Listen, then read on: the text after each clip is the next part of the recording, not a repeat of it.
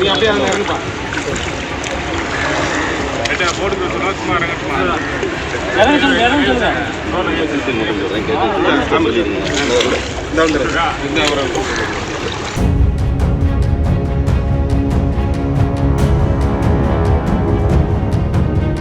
இருசக்கர வாகனத்தை இடித்து தள்ளிவிட்டு அசுர வேகத்தில் நட்சத்திர ஏரிக்குள் பாய்ந்த கார்.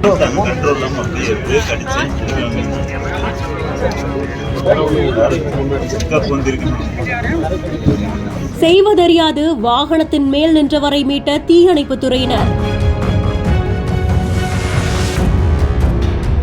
திண்டுக்கல் மாவட்டம் கொடைக்கானல் மேல்மலை கிராமமான புதுப்புத்தூர் அப்படின்ற கிராமத்துல ஜெயபிரகாஷ் அப்படின்றவங்க வசிச்சிட்டு இருக்காங்க. இவங்க கர்ப்பிணி பெண் உட்பட தன்னுடைய குடும்பத்தோட அரசு மருத்துவமனைக்கு ஒரு வாகனத்துல சிகிச்சைக்காக போனதா சொல்லப்படுது.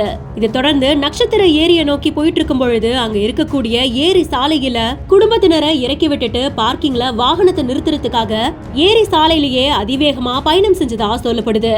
அப்பதான் சாலை வளைவுல எதிர வந்துட்டு இருந்த ஒரு இருசக்கர வாகனத்துல மோதி ஓட்டுநரோட கட்டுப்பாட்டை இழந்த வாகனம் நட்சத்திர ஏரிக்குள்ளும் பாய்ந்ததா சொல்லப்படுது.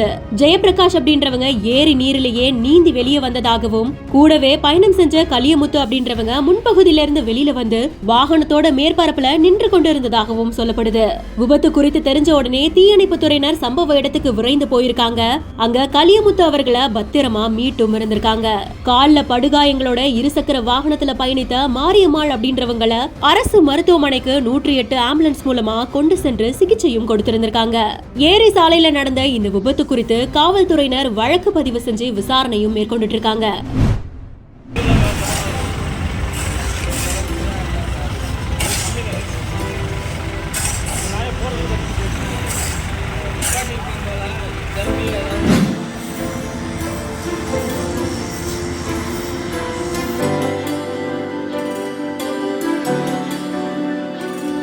பல உயிர்களை காப்பாற்றுற விதமா சாலையில கொட்டி இருக்கிற எம்சாண்ட் மணலை தொடப்பத்தால எடுத்து சுத்தம் செய்யற இந்த காவலருக்கு இப்போ பாராட்டுகள் குவிஞ்சுக்கிட்டு வருது.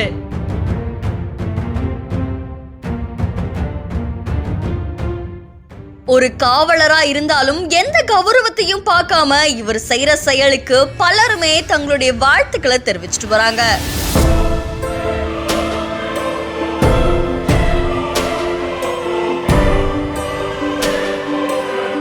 செங்கல்பட்டு மாவட்டம் மறைமலை நகர் பக்கத்துல இருக்கிற திருச்சி சென்னை தேசிய நெடுஞ்சாலையில சாலையோரமா லாரியில இருந்து எம்சாண்ட் மணல்கள் சிதறி கொட்டி இருக்கு.